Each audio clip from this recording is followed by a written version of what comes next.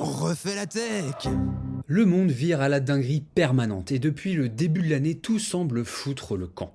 Est-ce que ça ne serait pas tout simplement les effets d'une tech devenue complètement dingue? On n'entend plus que ça, le bruit et la fureur des tech bros qui se passent depuis longtemps de notre consentement pour dérouler leurs plans marketing, leurs idéologies fascisantes, leur mépris des communs et de la démocratie. Sam Altman, Alex Karp, Peter Thiel, Dario Amodei, Elon Musk et l'empereur lui-même, Donald Trump, flanqués de sa garde prétorienne pro-tech, se sont à nouveau retrouvés dans le mouchoir de pause de Davos, au bout de la Suisse, à 2 pas du paradis financier du Liechtenstein. Le rassemblement annuel de tout ce qui se compte de plus riche, de plus puissant, de plus capitaliste reste un événement incontournable que la presse ne peut manquer sous aucun prétexte. For sure, le soleil y brille fort et beaucoup d'entrepreneurs, de politiciens wannabe se pressent pour écouter les nouveaux messies dérouler leurs prophéties morbides au micro les plus divers. Et grosso modo, si on les écoute, ces fameux tech bros, autant renoncer immédiatement au sel de la vie et à la poésie d'une horreur matinale. Tout se conjugue à l'imparfait brutal, ce que nous avons connu, le mythe du plein emploi, la sécurité du droit international, le bien commun, la solidarité entre les peuples, c'est du passé. En mode prédiction, un Alex Karp, le patron de Palantir, dont l'action consiste entre autres à aider ICE à traquer les sans-papiers aux États-Unis, explique doctement que l'IA va tuer la philosophie, les sciences sociales, la psychologie et mettre au chômage tous les pros du secteur.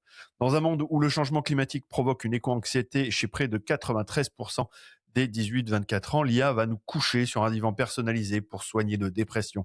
L'ère est à la spécialisation, la taylorisation du travail est à son paroxysme, à chacun sa tâche et l'IA sera bien gardée. Il y a un nouveau venu qui a particulièrement marqué cette année, c'est Dario Amodei, le patron d'Anthropic qui édite Claude, concurrent de OpenAI et de son ChatGPT. Oui, là aussi, c'est un festival de grandes déclarations quasi messianiques à la différence près qu'elles n'apportent aucun espoir, aucune ouverture.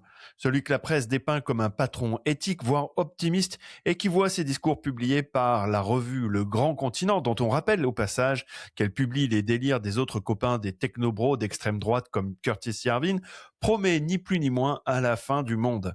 L'IA générale, une forme de Skynet remasterisée pour titiller la peur de nos contemporains de 2026, serait sur le point d'être inventée. Elle menacerait directement l'emploi de millions d'individus d'ici à 5 ans et serait une arme de destruction massive dans les mains des autocraties les plus énervées de la planète. Amodei regarde vers la Chine avec inquiétude. Nous aurions davantage tendance à lui tendre un miroir. On ne compte plus les déclarations de ce type du côté des patrons de la tech et de leurs affidés, les invitations à la prudence, à la pause, à la modération, à la mesure. Beaucoup aux États-Unis, en Europe et en particulièrement en France continuent de pousser cette dynamique conversion à la tech. Peu importe les conséquences, il faut favoriser la croissance en embrassant le futur. Donc en fait, le problème, c'est l'intelligence artificielle. Si on la limite, si on la contrôle, alors tout va bien, non? Eh bien, 2 professeurs de droit de la Boston University, Woodrow Herzog et Jessica Silbey, ont publié une étude qui commence à faire du bruit.